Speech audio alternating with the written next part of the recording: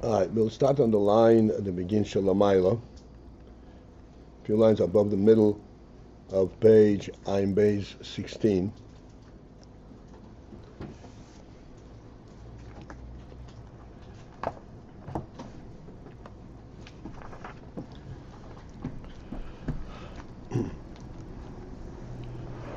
At the end of that line,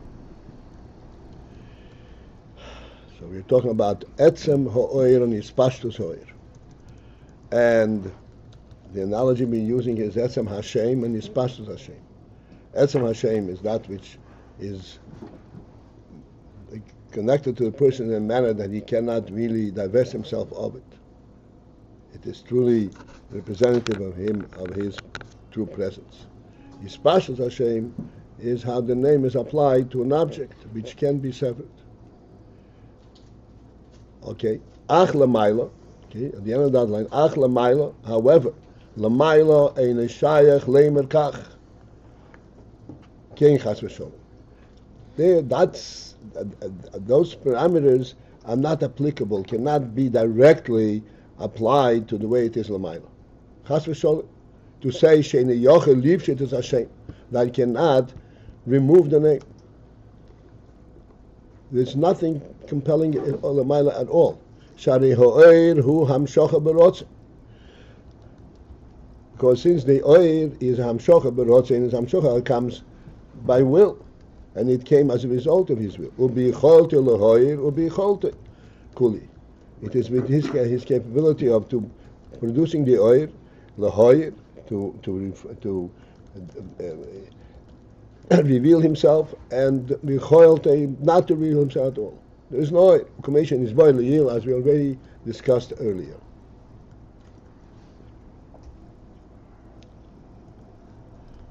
So therefore, what do we mean le-mayla by etzem ha'oir and hispashtus ha'oir?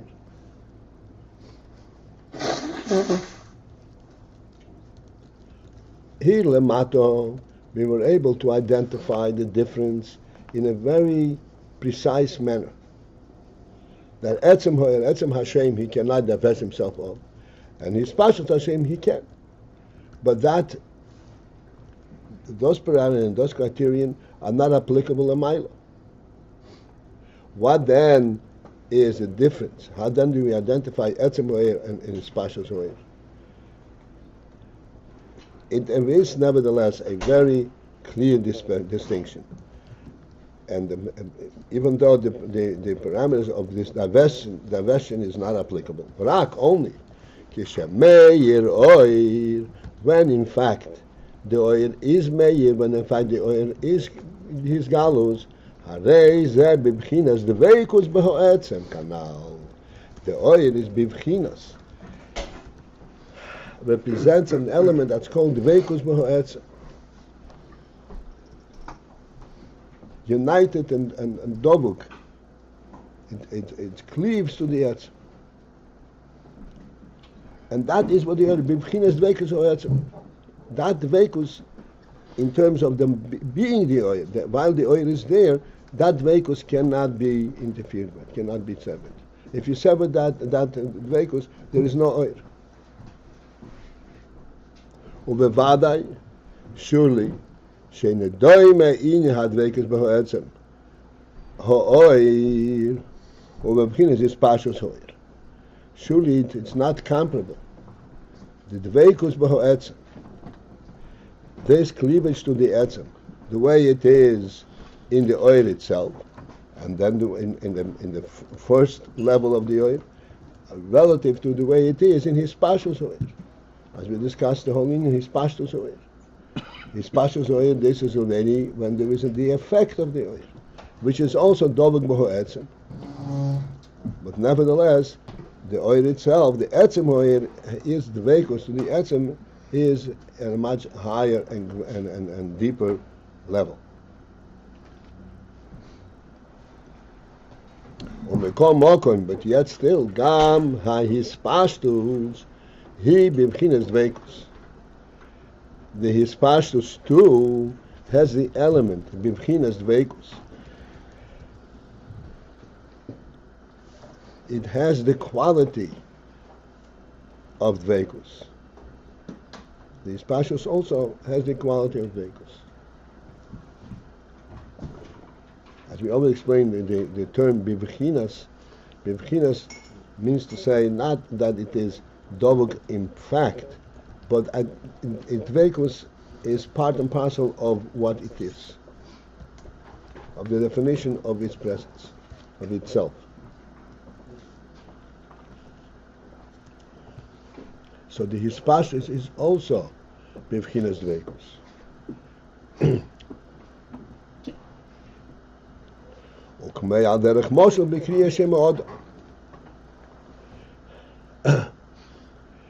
As back into the mashal that we said before, when you apply a person's name, applying his name to some object. So we discussed that when his name is applied to some object, even though that application can be severed, can be removed, but nevertheless, his name is called up upon that object. And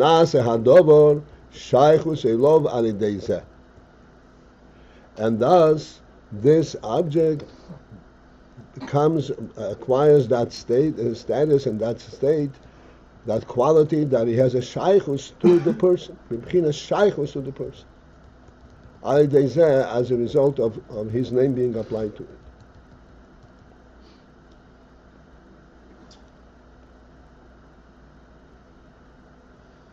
it.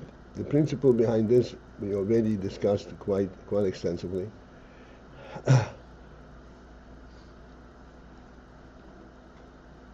The ownership principle and so forth, and when his name is applied to it, there is a real effect upon the object and a real connection between him and the object.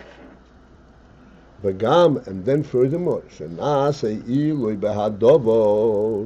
that there is actually an effect in the object upon which his name is called.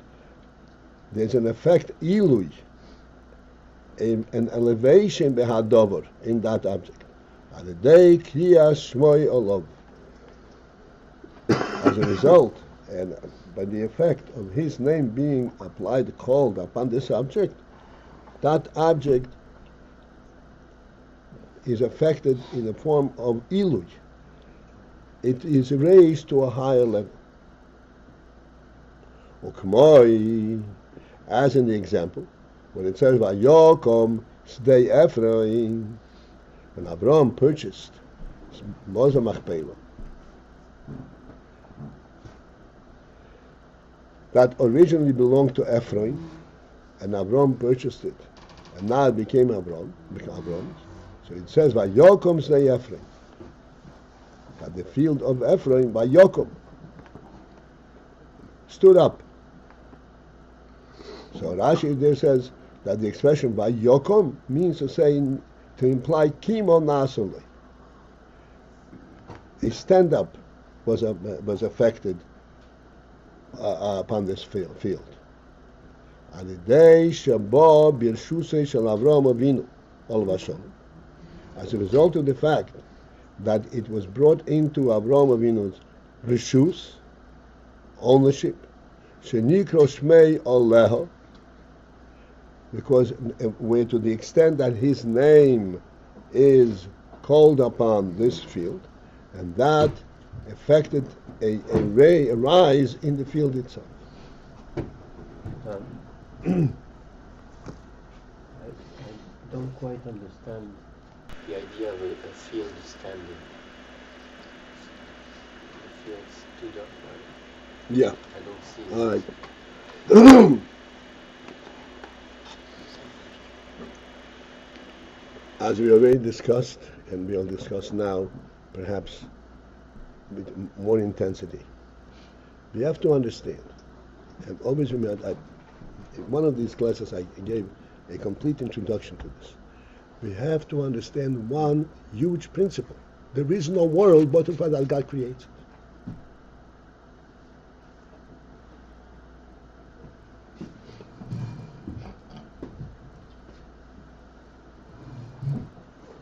Chassidus speaks of a world that belongs to God and that godliness embraces.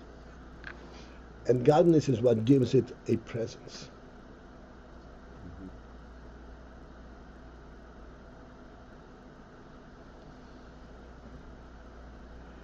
This is what Torah speaks about.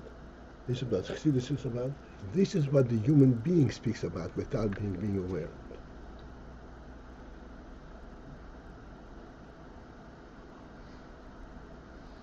The human being also speaks about that, but he falls down for the physicality of the world and says, "Oh man, this is the real thing." It's not. The real thing is that which a person recognizes in his intellect, that this is real. This has value.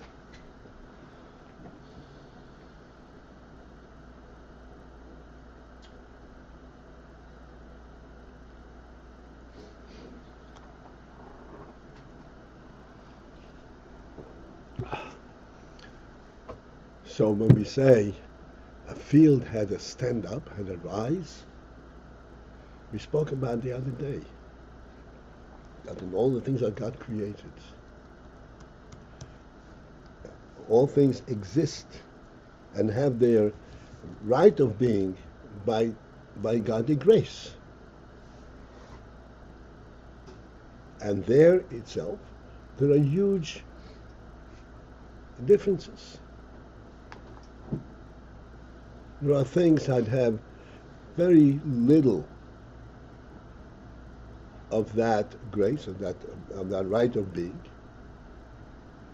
Like you said, nobody pays attention if you step on a cockroach, but you're destroying something that God created. Its right of being is very limited. And if it annoys a human being, it has absolutely no right of being.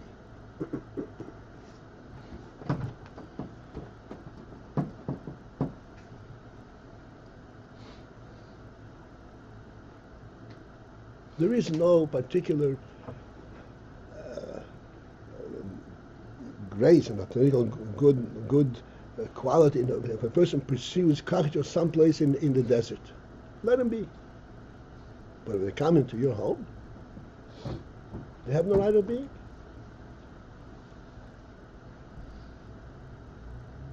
Why? Because it interfered with the central creation in the world.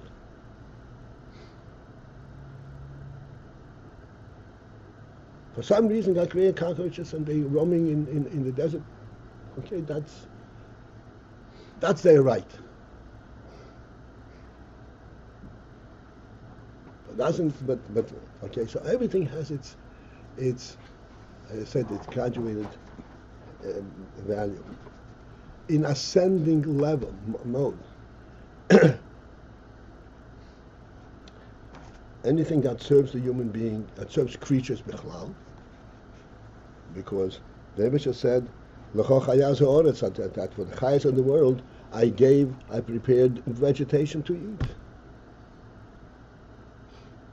And the Rebbe created this chayas.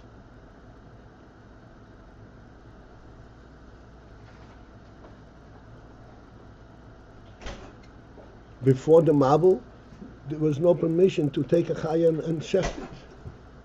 Lecha b'Yisrael. Even the human beings, Noach, Shoim, and Noach, they were not allowed to do that. Because a chaya has its own reason for being. The Achar HaMabul, then that changed, and they were permitted to take it for what? For human benefit.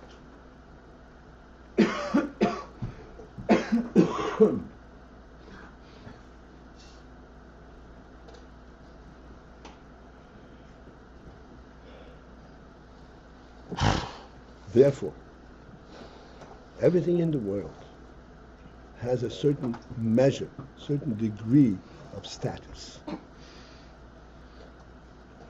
The closer to the human life and process, the object is, the closer, the greater is its status.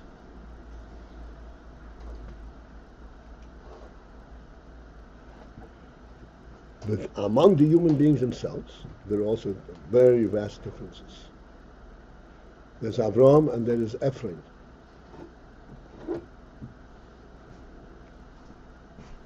There are vast differences between them.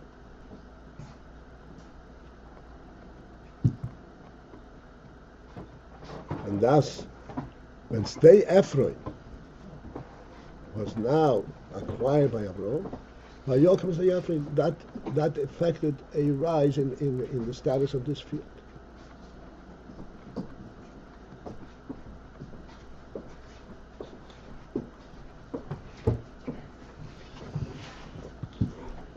One Jew moves in, the real estate value goes up. Sorry?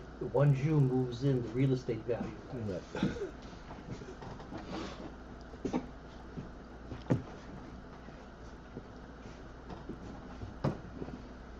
Daniel, Yes. did I answer your question? You did. Okay.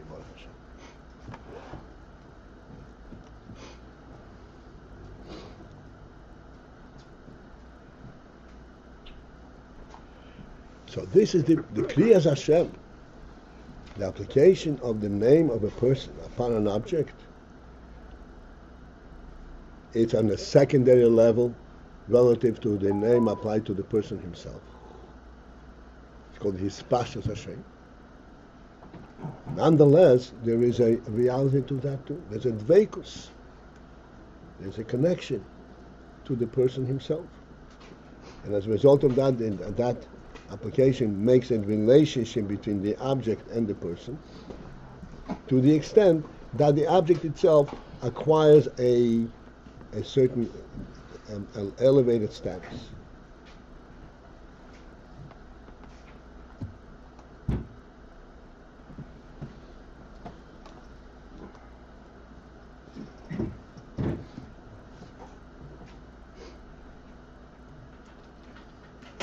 Okay.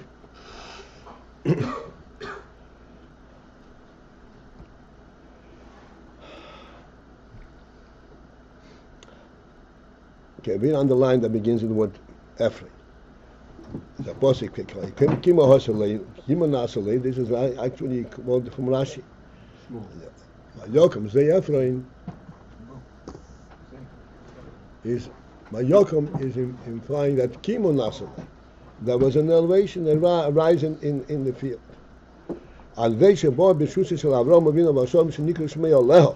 Because his name, Avraham Avinu's name was applied to this field, the field has reached a new status.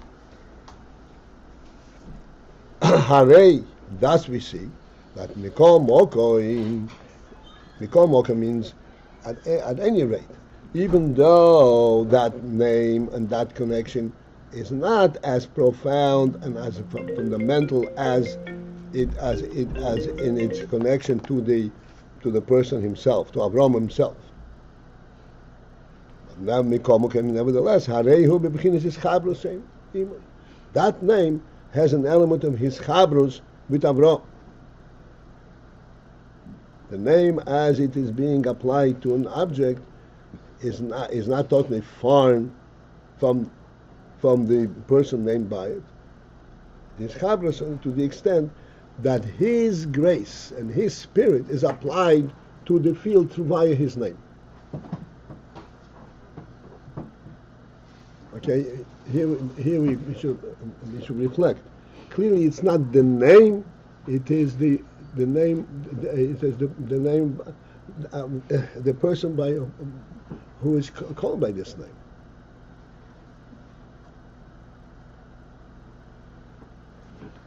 The name carries an aspect of this person, because the name remains attached, associated with the person, even when the name is so far away from the person that now the name is applied to an object, from which the person can actually diverse himself.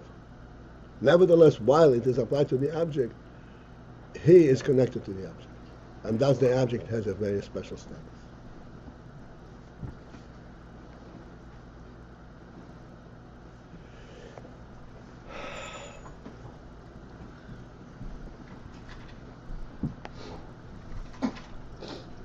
we reflect on this discussion and these principles, we can sense the significance of what we mean with an etzem. There's a reality to this person. So that even if on a secondary level he is referred to as a result of this object, there is a connection between these chabros. And how is this connection affected? They aren't far apart. This is a human being, this is a field.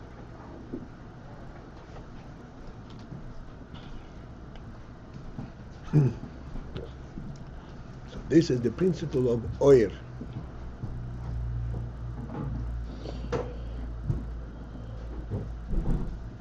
Oir is the representation of etzem.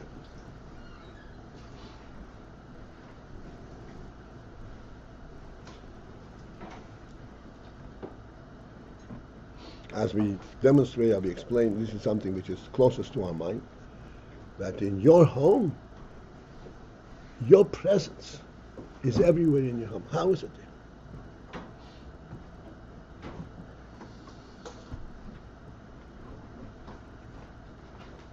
You're present in one little spot.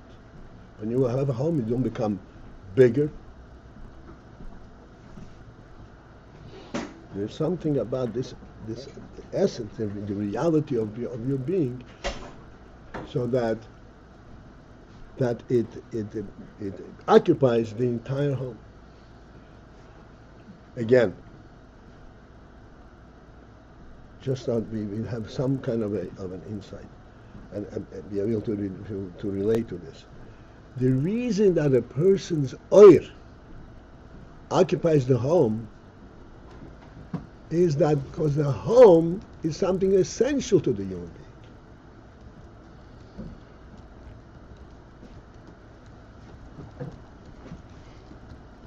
The home, in a sense, represents the human, the profundity of the human presence in the world.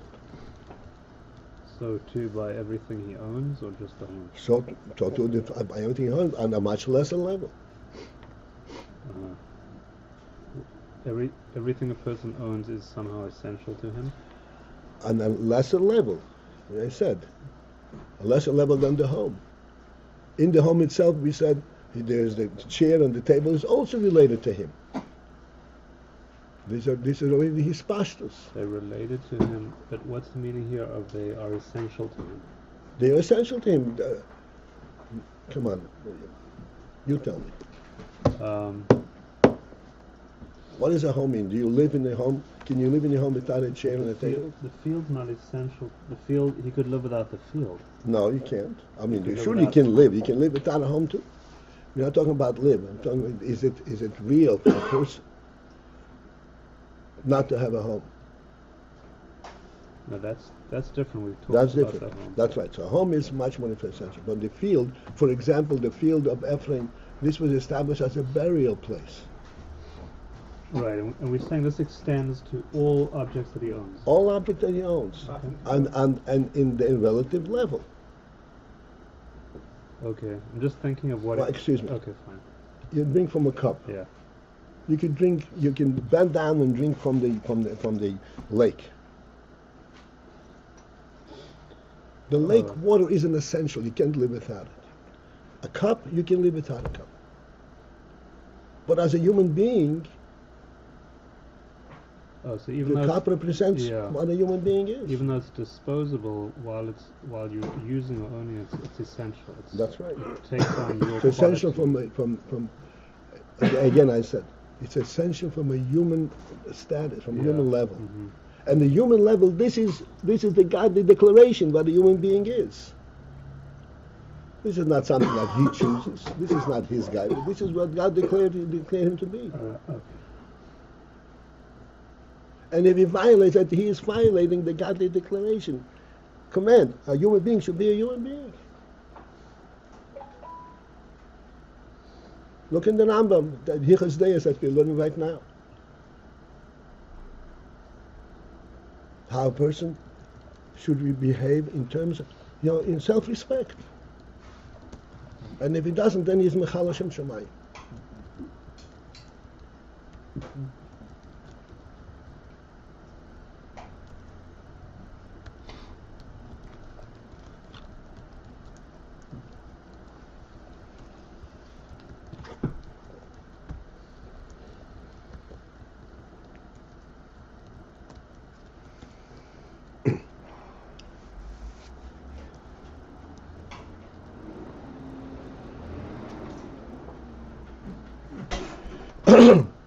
So we see that even that the oir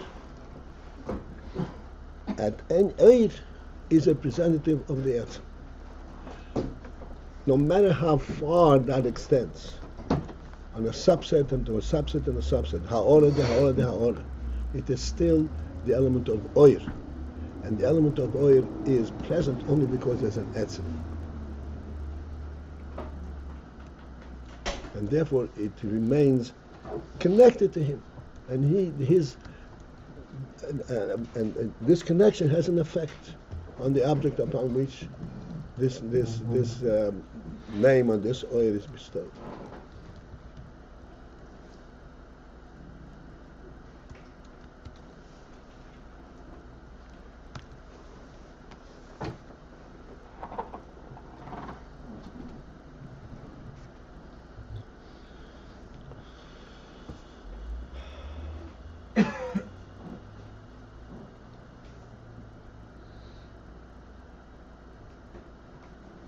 Yeah. Now we're going into a very intricate, engaging, like an insert, a parenthesis, where the Rebbe goes into detail that it doesn't normally go into.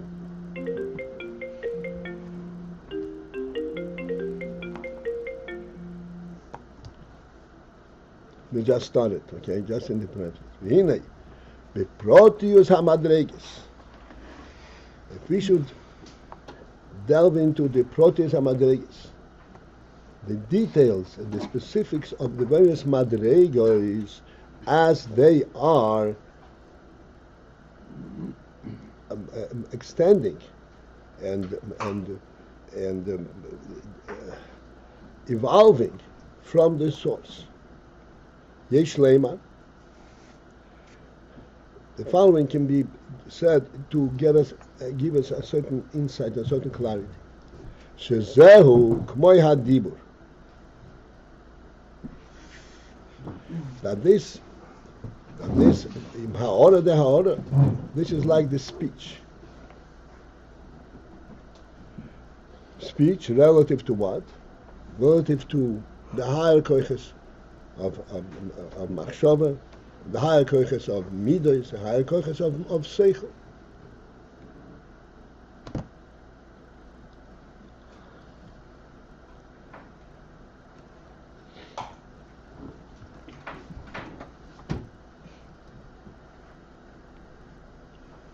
All right, so this is where we're going to put you out. Have a great day. Last day of Hanukkah should bring light and simcha to everyone. Okay. You actually covered a good chunk of text. What? Yeah, you actually covered a lot today from yesterday.